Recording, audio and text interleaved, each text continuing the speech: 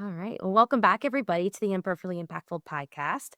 I am so excited for the guest today because we met, I don't know, a little over a year ago now at Soulward Summit, which I've talked about on here multiple times. Met some incredible women from that summit and then even now too.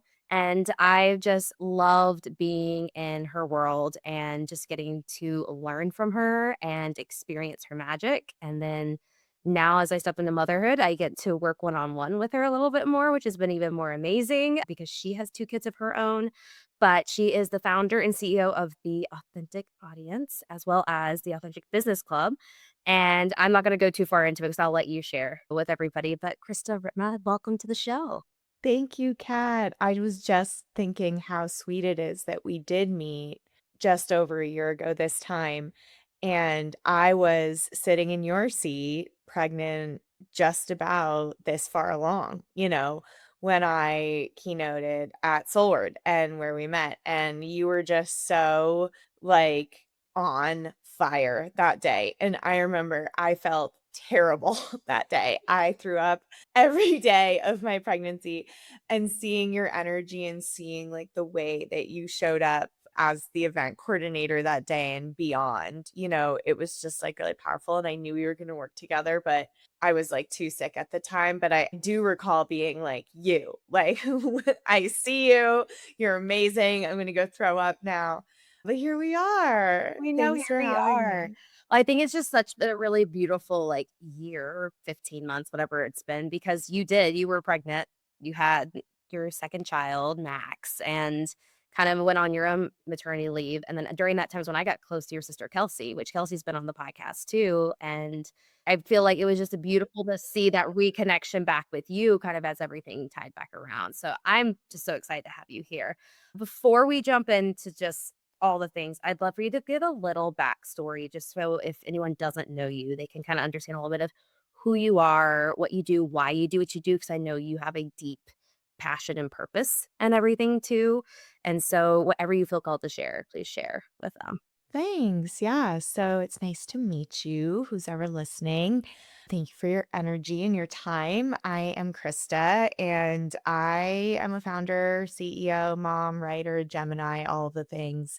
I really am truly a Gemini in the sense that, like, I'm a Reiki master, I'm a microdose practitioner, I'm a yoga certified, like it goes on and on. And I've really found my passion in business though. And so for the last 10 years, I've really dedicated my time and energy and mind to marketing and scaling women's businesses, whether it be a CPG product or a membership community. It really started with my obsession for storytelling. I went to school for film. I wanted to produce movies. I moved straight to LA, and I just love the idea of telling a story, making somebody feel, taking them just out of their body and time and space and mind for like a moment and taking them into your little world. And that's what I love about books, about movies, about entertainment, all of that. And so, fast forward to me being this like great marketer now, it really is just good storytelling. And I have been storytelling since I was like editing on Final Cut version 1, in 2003, I think is when I started telling stories. And so it really is more than marketing to me. It's about meaningful relationships. It's about making people feel something. It's about, the excitement of putting music to video and like making something where it wasn't. But really, over the years, I've just become really obsessed with helping women build wealth and build community, especially now as a mom. But it all started just with an obsession for wanting to help cool people grow their businesses. It was yoga originally. I thought, the more butts on mat, the better the world. And so I really started with yoga teachers, teacher trainings. It was really during the yoga boom. I worked for a yoga girl, that's still her Instagram handle to this day. We were able to launch one of the biggest yoga platforms like that's ever been. And I really do believe still the more butts on mat, the better the world. And so that experience really led me to believe and see that there's a lot of people building a lot of cool things though. beyond yoga, even beyond wellness. And so that's community, that's membership, that's products, whatever it is, services, coaching. And so this is really the area that I get to play in. And most of our clients, whether at the agency, which is a full service digital marketing agency, we specialize in paid social. So we are, the robots that serve you ads once you visit a site, and within 30 seconds, we're there, we've got you. And that's me doing that data, that math. And I'm really obsessed with advertising for a million reasons that I won't get into in this exact moment, but it really is such a key piece of business and growth and visibility for women. And so much more. And so that's the place I really play, but with the club, it's a little bit more broad. I get to talk about AI, I get to talk about Substack, I get to talk about other marketing business growth strategies. That's where I get to talk about investments and helping women raise capital and, beyond marketing. So I would say marketing was like my access point into this world, but now with the club and everything else that we're doing, I really get to help women just talk about business, the journey of business. It's still so new. Like we're rewriting, we're building in real time, especially with AI. Like even the women that 5, 10 years ahead of us, the Amy Porterfield, Marie Folio, like that crowd of like women who taught us how to build online businesses and courses, like they weren't building with AI, they weren't building with the technology we have now. So I feel like that era ended like quite abruptly. I think we weren't really expecting it to so quickly, but getting to be at the forefront of the next era is where I feel excitement, as a woman in business right now. Well, it's an exciting time. It's interesting you mentioned Amy Porterfield because I've actually been listening to her podcast, and it's funny the shift in just even the last few months and what she's doing and what she's talking about has drastically changed. And you're seeing it across the board, like you said, because AI is changing a lot of things. I mean, I know you guys just hosted a workshop. Like you actually co-hosted one just recently about AI and how to use it inside of your business and have the additional support. So let's start there actually a little bit because I will be honest, I'm not against it because it's on my to-do tomorrow, literally, to finally set up Claude. Like, I'm using the recording from your guys' workshop to do that.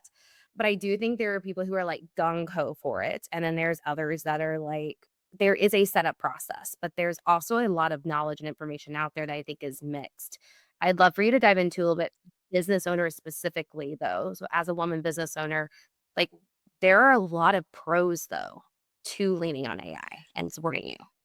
There are a lot of pros, and I feel like it's a huge conversation. Like this could be the whole podcast, and it's so alive, this topic right now. I'm getting hate, I'm getting unfollows, I'm getting cancels from people saying I'm killing the planet. Like it is an alive, frenetic energy, this AI. It is unknown. And so for me, I want to be a part of that. I've always been obsessed with like pop culture, even. Like I love knowing like what's moving the collective. Like just from the observer, from the journalist, even like what is happening here and like how do I be honestly like the best member and contributor of society really, with this life. And so for me that means leaning in. That means different things for everyone, but my mission that I'm really like the hill that I'm really truly here to die on is helping women grow wealth and community and like do that themselves and have that power and really honestly do it through this feminine lens that I'm learning as I go. And so AI has to be a part of that conversation. Like if my mission, if my dharma is to really make sure women are a part of this conversation and on the forefront and not being left out of rooms, these are the rooms. And so this is what like my mission really has to be about. And so have I changed my entire mission to AI? No, a lot of people have. So, what I would say is my husband, I feel very fortunate, has been at the forefront of AI. He's had an AI forward company for 5 years. And so, he reads Hacker News. He told me the world was going to close down before COVID, when it was still in China. Like, he really can see, he's an Aquarius and he's really tapped into technology. And so, he actually set me up on Claude and was the one that helped me rip the band-aid off and show me how easy it is. And so, what I would like to say for anyone listening to this, we will give you this replay so we don't spend the whole time talking about it. And in this replay, I create an AI agent for you and you get to download it. And in order to download it, you have to download Claude. And so this agent sort of teaches you like how to use Claude, but her name is May. She's called your morning AI executive. And every morning, if you take 10 minutes to set her up, she's going to email you a to-do list. She's going to tell you who's in your inbox. She's going to tell you who you're meeting with that day, how much money you have, whatever you need without you coming online. So, what I want to say to land the AI plane right now is for me as a mother, for me as a woman in business, it has given me energy back. And my energy is like my most precious currency. And so I teach it from a place of energy management. How can I use it to spreadsheet, to create, to analyze, to deliver reports? Am I using it to replace my brilliant mind and writing and expression? Absolutely not.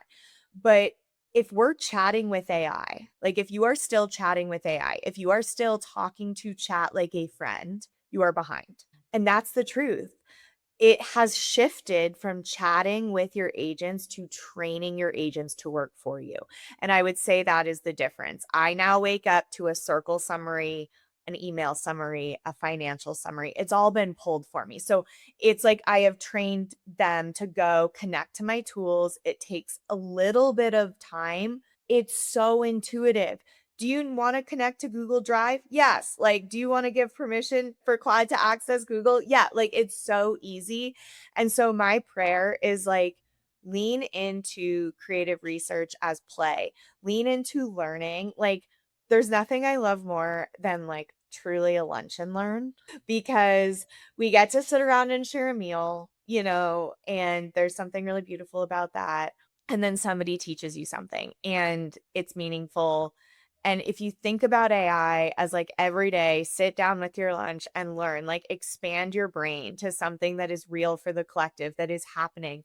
I have used it now. I'm a designer all of a sudden, like I'm saving money all of a sudden. And so I think for me, teaching it as I go, teaching it as it evolves. 3 months ago, I taught how to set up your chat to like know your brand and tone. Today, I'm teaching start training your robots, and who knows, which is sort of the beautiful piece, what I will be training in 3 months, but I have this mission or just devotion to keep showing up. But it hasn't become my life. Like my friend that I co-taught it with, go follow Dina Finta. She's investing thousands of dollars in becoming an AI architect. So she can literally teach you. She'll say, "Hey, Kat, tell me your business model. Tell me what you're doing. Okay, here's how we set it. Da da da." I'm not going that deep. What I am sharing is like the energy management tools that have shifted for me. I have created a couple of AI agents myself that you can use in Claude. And then I have my KJ AI agent that just launched in the club this week, which you are not one of my beta testers. It is being beta tested right now. And this is very exciting. She's 2,000 hours of me. So I have taken the last 10 years of every strategy session, I used to make my strategies for clients in Google Docs in 2016. I still had them. So I trained her in me, in the evolution of me, all my courses, all my templates, everything I've ever done. She's available. You can just DM her and now has my brain. She's a little too polite. So I'm working on her personality.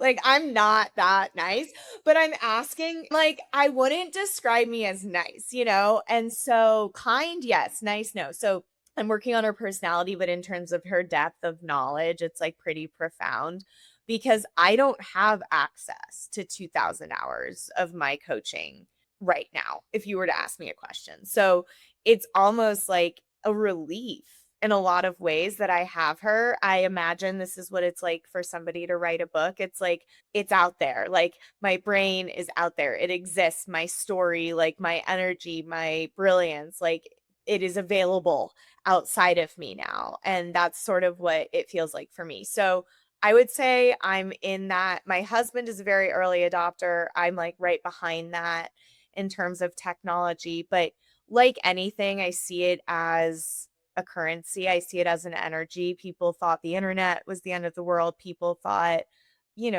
it's sort of funny. I think people are looking at it either like the light bulb or like electricity. And I think if you zoom out and start to think about it like electricity, like how can I like put this into the foundation of my house and not have it be like so obvious? I think that's really how things are going to transform. It's a little too obvious right now. It's a little too much with electricity now. It's just sort of there. And I sort of feel like that's how it's gonna we don't think about it, and I think that's how it's gonna be, and so, people were really freaked out by that. People were really freaked out by, the railroad, and so I just think we're in this, like, crazy boom of a revolution, and we are, like, literally living in it and also building in it, and it will be, like, written about, you know? 100%. Well, and that's why, like, for me, honestly, it's been my capacity is the only reason I haven't, like, fully set up things. So when I saw, like, you were hosting that workshop, I'm like, "Oh, there's something that I can just integrate and it will start populating the Yes. stuff for me." I was like, "That actually supports me, and, like, I'm able to learn from you and from Dina and be able to Think actually." about you use chat, Yeah. That's right? mhm. Okay, so think about that and think about that going away tomorrow. That's how I feel about Claude, and I've only had Claude for 3 months. So it's about, like, pivoting and just being willing, like, I think one of my, I guess, humbling moments, if you will, as a business owner is my team had been trying to get me on Slack for years, and I've been just a little too black sheep in my life, and so I didn't wanna be on Slack, and I wanted to be a disruptor, and I don't answer to Slack, and, like, like, who am I, So finally, I'm, like, missing out. My investors are on Slack, this partner group I'm in, like, I'm, like, starting to, like, miss out. So, I was not an early adopter to Slack. If anything, I'm one of the latest adopters. It still takes me a really long time to send a little funny meme. And so my team can like send so many memes so fast. They're all like so fast in Slack because they've been using it for years. And once I got into there, I felt so silly.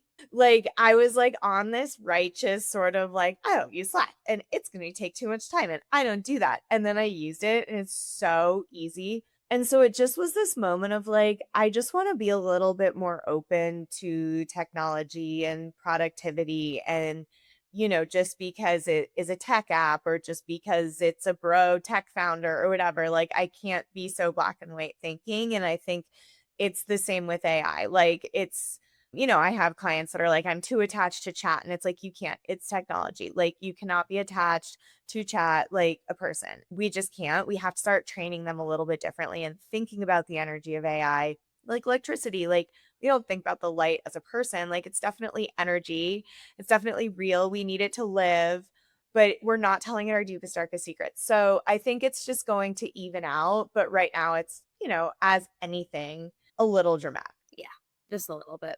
But I actually you talking about the whole KJ AI of one that you're beta testing right now.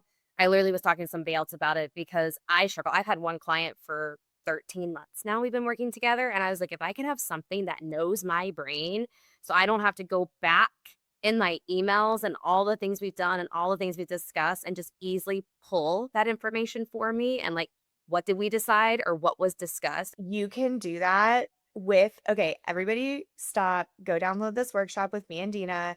The code to watch it for free is member, but I'll give it to you. You'll get the It'll be link in in the the show show notes. notes, don't But worry. you get 2 AI friends in this, okay? You get May, who's mine, but you also get Constance, who's Dina's, and that is the one Constance is a connector, so you will love her because she's all about networking, and so you can say, "Give me the last 7 touch points of Krista in my email, what I talked about, what I helped her with, what dates it was, the last time I met with her, when she was on my podcast, in less than 5 seconds, and it will be like, "Krista just had a boy named Max. Da da da da da. You should reach out. Here's what she's writing about on Substack right now." Like that.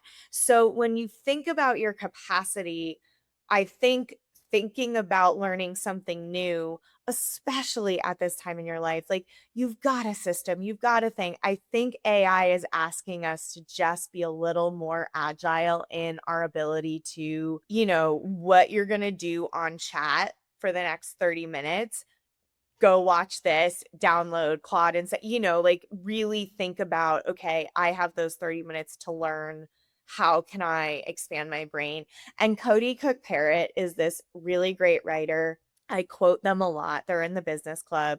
And I went to their book reading. They wrote an entire book about paying attention, quitting social media, etc. And then came to me because they want to get back on social media. You know what I mean? Like nobody cares. But I went to their book reading and it was really great, and they were talking about one form of play, of joy, and I find this as a woman to be true, and yet I don't allow it, is creative research, is learning. Like, how can I find joy in how much I can challenge Claude to do a new brand guide for me? Like, how can I find joy in like expanding my brain and learning this way? Because in this book I'm reading, Sacred Success, I just read men will see success as like more money control. Women will see success as how can I help more people? And so we're so like purpose driven in it. And so if you can think about, if I use this tool and if I teach myself this tool, I'm going to be able to help so many more people. That's your path to success. If you're a man, you're going to have so much more control, right? And so either way, it's like AI is the answer. I'm sorry, Doesn't matter which way you're But it is, yeah, I was literally thinking about that today because this book was written a long, long time ago, and it's sort of rooted in the teachings of A Course in Miracles. So it's like a financial spin on that. And just speaking about how when women think about success and money and power, the excitement doesn't come from more money and more power. It comes from the ability to do more and help more.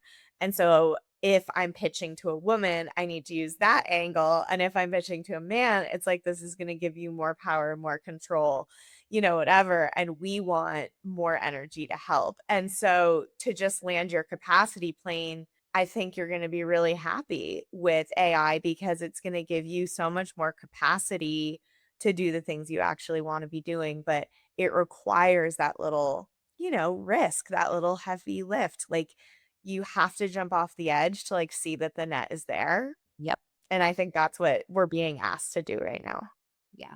I'm excited for it, literally. Like, it went on my calendar like a week or so ago. I was like, this is happening. We're gonna move and I'm gonna catch back up on things. And then this is happening on that Friday after.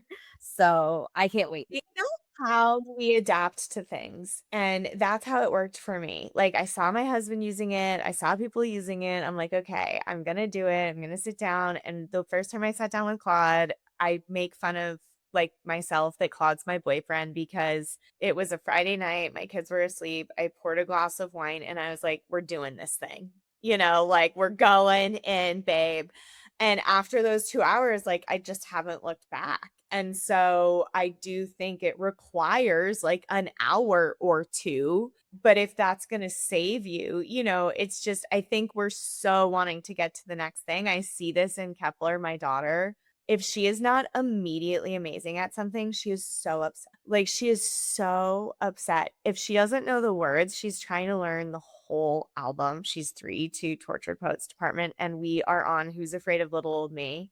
And she starts crying when she like can't say the words right or fast enough and learn them fast enough. And I'm like, I get it.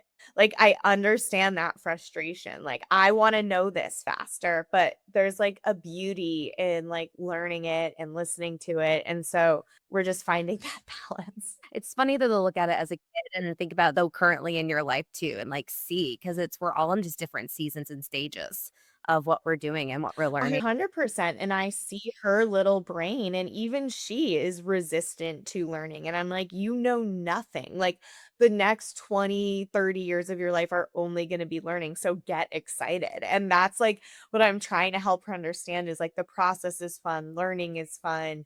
I'm like, your scooter, B rider, you could barely stand up on B rider. And, I'm trying to like show her it's so cliche, but like the journey is not, it's the whole thing. And so anyway, it starts young.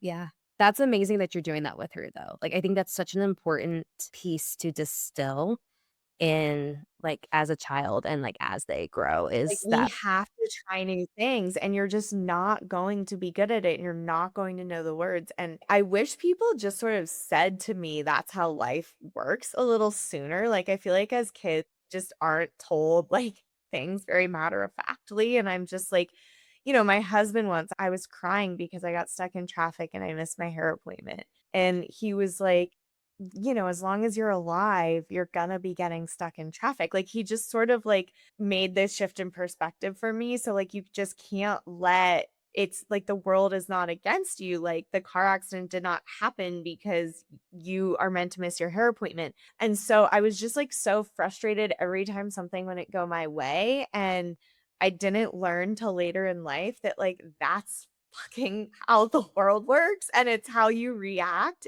And so if I can teach my daughter now to, like, take deep breaths and just, like, react and she went to daycare the other day at the gym and she said to the lady, "I'm feeling a little shy. Can you introduce me to everyone?" And I'm just, like, so proud of her that she could, like, communicate her feelings and ask what she needs and, do that in this world. And so it's important to me. Like, I wouldn't have done that. And so I'm just trying to, like, show her how it works a little bit sooner because she is really smart and we are really smart and we are really intuitive and she gets it. Like, if I'm trying to be secretive, she's like, "What are you saying?" And she's 3. Like, it's like we all have this, like, intuition to wanna understand things, to wanna know things, and I do think, like, having this perspective as I'm growing in motherhood and watching my children, and their brains develop, it gives me a lot of compassion.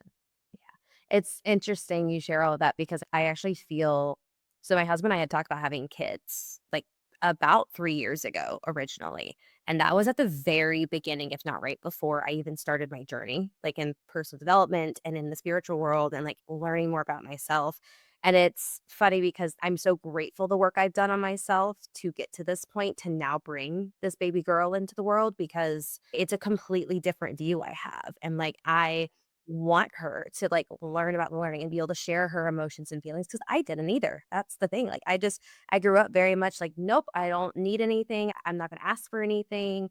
I wasn't afraid of asking questions per se, like, in school and stuff, but it was like, "I'm not gonna tell you my feelings. I'm not gonna ask, like, someone to go introduce me." Especially at 3 years old, there was no way. I was like, Right, like, she is not shy, she's confident in who she is, and I'm so proud of that, and people say to me, they're like, "Wow, that's so amazing." She's, 3 and, like, she'll go up to at Starbucks literally and be like, "Is there any unicorn cake pops?" Like, she's just so and because I've, like, given her, like, sort of freedom too, and I think my biggest lesson in doing the work is with children, and I do believe this in my spiritual practice, is like they really are God's children and like we are here to raise them. And so with that, knowing that she's not mine, like there's not this ownership, there's not this ego around it, is she's going to be who she's going to be. She's not mine. Like her actions aren't like a direct influence of me. Like she just is who she is. And so if I could just learn her as best as I can, then she'll tell me how to parent her. And I think that mindset has taken me very far out of my ego, which is a really easy place to live as a parent. You see them wearing certain things, she's all into pink and dolls and the dancing and the singing and like I couldn't be caught dead. Like I was such a tomboy and you know what I mean? It's just we are "I'm like so me, she used to wear pink." Like, as soon as we found out we're she having a is girl, the I'm like, "No." girliest, like, how she goes, "How can I find a dress that drags on the ground every day?" Like, that's her goal, and, like, a full gown is her request, and so for me, just honoring that, like, she loves that, and, like, it has literally nothing to do with me, and one of my best friends, who's such a great mother, she always says, "The best way to mother is to take yourself out of it," and I think the more that I can do that and make it about them and what are they learning me, what do they need, what are they teaching me, it's so hard, but it's actually so freeing. It's the easiest thing I've ever done. Like, I think there's something about unconditional love, service, them being the cutest things you've ever seen, a perfect version of you and the person you love most, your beloved, like in an innocent child. But there's just something about it that they become your teacher if you let them. And, somewhere along the lines, hopefully she'll realize that I have something to teach her, but I'm letting her teach me right now. And it's a really cool thing. My son, he's still really young, but it's been cool with her to see how well it works. And I'm proud of it. Well, that's inspiring for me. Just again, I've done a lot of like the work, but to like hear that and be able to take that now with me too. Cause that's the one thing is like I think I've not been caught up in it, but there's like how am I gonna raise her? How are we with Dylan and I gonna raise her? And especially in this world. And it's a very just different Yeah. Vegan grew up in. And just there's those little things that have come up that we're just like, we don't know. But I love the reframe of like, let her teach us. Like let her Yeah, teach. like, I'm telling you, like, my kid at the end of the day needs 30 minutes of screen time to be alone and decompress. Like, she is adventurous. She is on the playground. She is out of her body all day long. Do we let her watch everything under the sun? No, it's a very strict list of Wallace and Gromit, Curious George, Mr. Rogers, like things that we, allow. And that's our little set of rules. And I think it's like anything, you get to create this life and you get to create the rules and you get to sort of play and see and let them learn. And she does really well with certain rules and she needs certain structure. And, you just let them tell you. And I think with parenting, I also found this in my business. My business was my first baby. I still treat it as such. Like, really, it gets so much love, so much attention. And, my two babies really came before my actual children. And I learned so much. And you like think you know what you're getting into, and it becomes something else. And it has an energy of its own. And it really talks to you and you realize it's like a dance you're doing together. And I think with my children, I feel the same way. It's like I'm only doing half here and you get to do the rest and I get to listen and, meet you there. But with my business, really like letting it guide me, I think has been one of the biggest learning lessons. So maybe that's why I'm like okay doing it with my children a little more because I've seen when I can like tap into the service of how do I better serve my business? It's like how do I better mother you? It just becomes easier. And that's my secret to life is if you are feeling in your head, if you're feeling jealous, a way about yourself, self-judgment, or even what I'm working on in therapy is feeling neutral no matter the number of followers, bank account, whatever that arbitrary number on the screen is, like still feeling happiness and peace in my system. And I think for me, it's just with my children too. Like it's evolving every single day, but it's one of those things where you really can read a million books. I know you're like such a prepared gal, but they'll tell you like you can go to business school, you can get an MBA, you can do all these things, you can ask a million business coaches. But I tell my clients, you know your business, you know your clients. Like I can't tell you anything about 1 year olds, but I can tell you everything about Max. It's like you learn your kid. And so it's really like quiet the noise, learn your business, learn your kid, like learn this special thing and stop trying to like, listen to everybody else. Yeah, I was it's so overstimulating. It's so much because it's funny when you talk about your business and even, like, I think about just the beginning, the first half of this pregnancy. When I started my business, it was constantly consuming podcasts and books and, like, I mean, nonstop going to events and, like, doing workshops, and I was doing all this consuming, but I was letting all that noise affect the decisions and, like, what I was doing in the business, and when I finally paused, like, last year, I spent 2 months with no podcast. I didn't read a single, like, business or even self-development book, and I just was like, "What do I need?"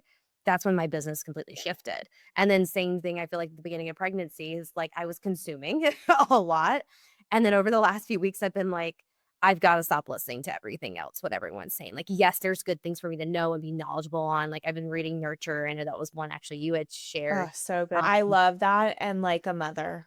Yeah, and it's been great, and I was being thrown all these things of like, "Okay, read this book and this here's this reel and here's this." I just have stopped. I've been like, "We're gonna stick to this 1 or 2 books," and that is it, because I just want to And learn. a doctor that you trust. Like, I think, again, going back to my friend's mother who gives us really great advice, she has 5 daughters, and she said, "There's nothing like your intuition and a trusted pediatrician." Like, those are the things. And one of my favorite pediatricians out there who's not a mom yet, her name's Kristen Stanley, and she has the most amazing app and course called Ready Set Mom. And it's about the first 30 and 90 days. I will gift it to you of motherhood. You will love it. And she teaches the mother's intuition as like the number one thing. And she is a pediatrician that is not a mother. And her entire course and study is on the mother's intuition being the number one thing. And so if that like it gives me chills. And even Bunny, my friend who I was talking to the other day, I was talking about something totally different and she was like, this is giving mother. And there's this energy of like groundedness and intuitiveness. And if I think about the mother that I look to, it is this woman who is intuitive, has her trusted pediatrician, like her own sense about her. And it's important to have that. And so, I love my pediatrician. I have so many people in my life that want to give advice to me. I have family members that want to give advice to me. And it's so great, but that desire to go inward as a woman, whether it be in your business to get quiet and like go deep or to get prepared to literally like bring life forward. I say business is like birth in many ways emotionally. I physically loved birth. Some people don't, but I did. And like being in that space and being in that veil, it like is the most exciting, alive experience of my entire life, and you don't need to plan for it. Like, it was one of those things, and Max, I think to just land this plane is I'm so afraid of the unknown. I'm so wanting to control, whether it be business or my children or whatever. I did nothing for Max, okay? He is the greatest gift of my life. When I was a 5-year-old, I can remember wanting a baby boy. You know what I mean? Like, before I even had an ego, I like primally wanted a baby boy, It was one of the biggest desires of my life. And I did nothing to receive him. I literally did nothing. I got pregnant on accident. Like, I was not trying. Like, I literally did nothing. And I have this baby boy, and he's cuter than I could have ever imagined. And it's like exposure therapy. It's like, what else can I trust in? Like, what else can I like let teach me? And so I think like, but the brain, Kelsey, my sister, talks about these grooves a lot. And, when you're going in one direction for so long, the brain only thinks there's one groove. But the reason why hypno is so great is because it like shows you, oh, there's another path. There's another groove, and I think motherhood sort of does the same thing. It's like these little exposure therapies, business, same thing. It's like, oh. And if you sort of let yourself be curious and not so hard on yourself, like, why didn't I do this sooner? Why didn't I do that? And just be like, well, now I know. There's And, all a reason. we're gathering information. Yes. Yes. You're learning. I mean, it goes back to the whole learning. You're just gathering information and learning from it and carving the new path like deeper and deeper to become the new one. That's what I love about I think Kelsey. that's the piece. Yeah. As you keep, I think so too. it's that redirection of eventually you're going to keep learning and you're going to learn down the way that you ultimately want to think and process. Absolutely. And I think that willingness to keep learning, whether it be your children, whether it be about AI, like we're in Gemini season here recording this. So, we love to learn. And I asked in the club the other night, Anna Hull, she's our in house astrologer, if she had like a prayer for us this season. And she talked about tapping into the hive mind and really like being a space, a safe place to like learn and share resources. So not only being in a season of learning and, consuming and inputs, but maybe you want to be in a season of output and writing and expression and making music. And maybe for you, that could still be very private. It doesn't have to be like public outputs, but as you go inward, I remember I found myself like journaling so much in those last few months, and it just became more and more private, like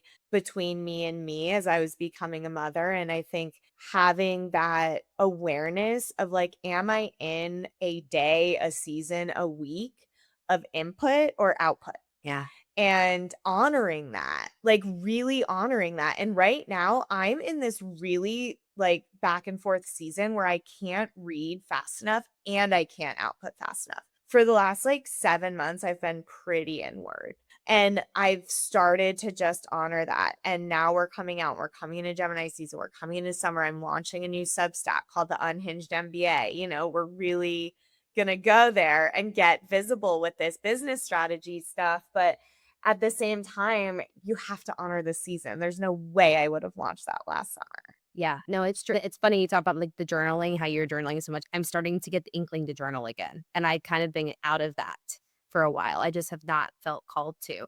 But I have seasons of it where I really just write and everything. So I'm And feeling just lean into that season that you're in, like, whatever season you're in. Kat and I couldn't be in more different seasons, which is why I think it's so beautiful. Like, we are truly I am postpartum, I'm swimming, I'm working out, my hair is falling out, I am done breastfeed. Like, we are just in such a different season physically, emotionally, and hormonally. And I think acknowledging that, like, I wanna scream it from the rooftops, like, why aren't we talking about hormones? Because, like, whether you are ovulating right now, whether you are on day 30 right now, whether you are 6 months pregnant right now or 6 months postpartum right now, your hormones are, like, controlling your life. Whether you're in perimenopause right now, whether you're going through menopause, like, you are being controlled by your hormones. And so the fact that we're just, like, going around pretending that doesn't exist is so crazy. And for me, leaning into that season, I think totally relates to my hormones as a woman, and where I'm at in my cycle that month, and where I'm at, obviously, like, when I'm about to give birth, you're going in. I was in the bath every day. I was, like, living in the bath. And I think you're just so, especially in that stage, you really have no choice but to listen to your body. And I never lost that. And I can really feel my kinks and my cracks and where I'm holding tightness now, because when you have a baby that is kicking you, 24/7 for 3 to 4 months, you really become present in your body. And so, yeah, I just think it's such a beautiful stage that you're in. And also to just remember, wherever you are, it is a stage, it is a season. If you are an entrepreneur and you are having a month of feast or a month of famine, like, welcome to the seasons of entrepreneurship. Like, we are having hormonal fluctuations all the time where we feel so fucking amazing in ourselves, and then we are crawling in our skin the next day. And allowing ourselves to move, I think, with learning, with input, with output, with creativity, with relationship, whatever we're talking about here, it's like, for us, very much all related. Our relationships, our friendships, our motherhood, it really is all this for me, being present to what's real and just, like, honoring that. And one of my favorite and best mentors in the world, she just published her book. My crash out is on page 53 if you want to read about it. My absolute crash out made her book. And she always talks about honoring what is real for you and creating from that place. And what is real for you right now is so fucking real. How can you honor and create from that place, even if it's not for anyone else? Yeah. It's so powerful. And oftentimes, when you do that in business, it's like, it's so alive. I think that's the cool thing is it's getting the awareness, whether that's you personally in your body, in your life, in your business, and then honoring where you are. But you have to take the moment to like pause and listen and to be able to recognize what is it? Where am I at? What season am I in? And then honor it. Cause it's funny you talk about business. I'm like, yeah, in my life, I'm growing a baby and like thriving in many other ways. All these things are happening. And in business right now, I'm in a famine, to be honest. And it's like honoring where I'm at too, that like life is so good and so full. And the famine, even though it's hard, is allowing me to be present and have space in my life that I haven't had. And this is like the one time that I probably really am enjoying it. And I've done again a lot of the work to like be able to, and working with Kelsey, honestly, to be able to like be present and be like, no, there's a reason behind this. And it's not gonna be forever. It's a season. It's just a season right now that like it's we're going through. So It is, and honoring it. Like, I'm having a hard time honoring my month of feast because I'm just waiting for the other shoe to drop. So, what I'm working on with my therapist is how to honor the season of not being in fight or flight about making payroll and how I do that because what comes so naturally to me is to be in fight or flight about making payroll.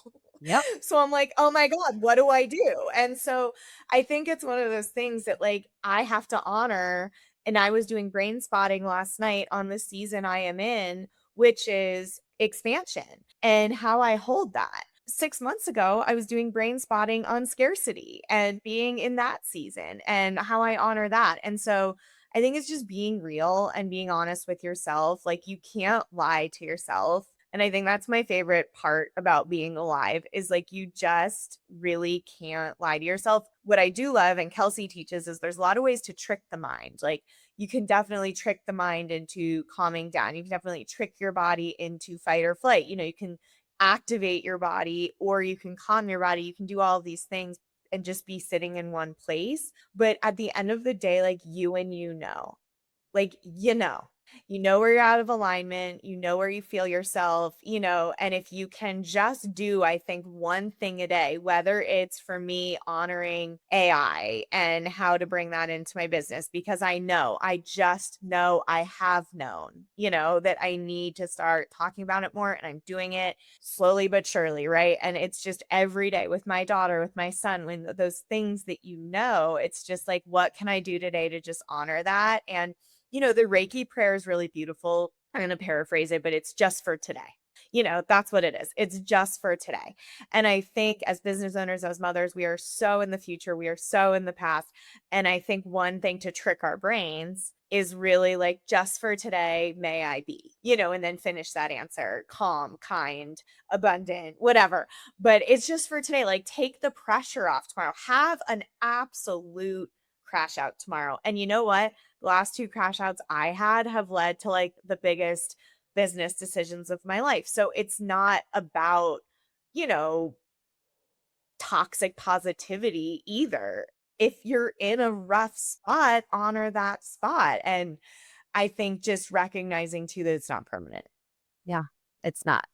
And it's the awareness, the recognition, the honoring of it, and it's today. I like that, just for today. When you said that, I was like, I Just for today. I have the Reiki prayer. It's on my computer, and it goes through 5 things, but, it's like just for today I will, and it's these sort of like on things that you will honor.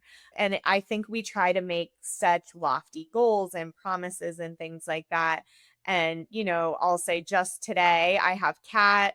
I'm going to build this strategy. I really sort of start to think of things like that. And I was with someone last week who's telling me that she was stressed out about 2028, and I laughed. I was like, "I'm so sorry, like, I don't mean to laugh, but, like, I don't even know what country I'll be in 2028, like, what?" And so it just made me realize, like, the more you zoom out, the more stressful it is, the more you zoom in, the more beautiful it is, and, like, you get to choose that perspective, so it was that's really funny, though. beautiful. I love that. That's so funny though, about 2028. Yeah, I was like, no, we're just not talking about She's 2028. like, "My roster for 2028." I just, like, almost spit out my coffee, and she was very serious and, like, sharing with me, like, a precious jewel, and I just could not take it seriously. I'm like, "I'm so sorry." Like, the fact that you're even thinking about 2028 makes me feel like you're fine. Yeah, yeah. I think you're okay right now. No. Well, You're Krista, I okay. think Katie said the other day to me, she said, we're pretty competent and not heroin addicts. I think we're gonna be okay. Like, we just put so much pressure on ourselves. And she just sent me this voice note. We're not addicted to heroin and we're pretty competent. Like, I think we're gonna be okay. I think we're gonna be fine. And I just like, we're gonna be okay. And I think that's the real thing here is like what I have learned is I figure it out and I'm okay and we can trust that. Yeah. Oh. Well, Krista, I think we could keep going on and on because there were so many other things I want to touch on. But I do want to wrap up at least for this time. So that just means you have to come on again. We'll have to hit record again at some point. But I thank mean, you. AI and motherhood are lofty topics, Oh yeah. and I think they're very real for us right now. So I'm grateful to have had the space to, dive into these things. Well, I appreciate you coming on. I know we're going to drop, obviously, the workshop recording in the show notes below. How else can people connect with you? And I will also have Just it. find me on Instagram, I would say Krista Ripma, like all of the links are there. Say hi in the DMs. Our website for the agency, if you're like, I want to learn about ads and, scaling my business that way, authenticaudience.co. If you want a cool community of just like badass women having these kinds of conversations, that's the authenticbusinessclub.co. But we'll put all of those show notes in the chat, and Kat has an affiliate link. And really, just come say hi. Tell me what you're building. I love learning from you. Yeah. Well, and you've got an amazing world, amazing connections, ABC. So the Authentic Business Club is amazing. Even though I'm not on the live calls, I try to listen to as many recordings as I can. So, but it's just so much fun. Kat, honor the season you're in, babe. Okay. Honoring it, You're honoring it. not in an input season. It's No, okay. It's I am not. okay. But thank you so much for coming on. This was so much fun, Krista. Head down the show notes, connect with Krista, send her a message, and we'll see you next time on Imperfectly Impactful. Thanks, Kat.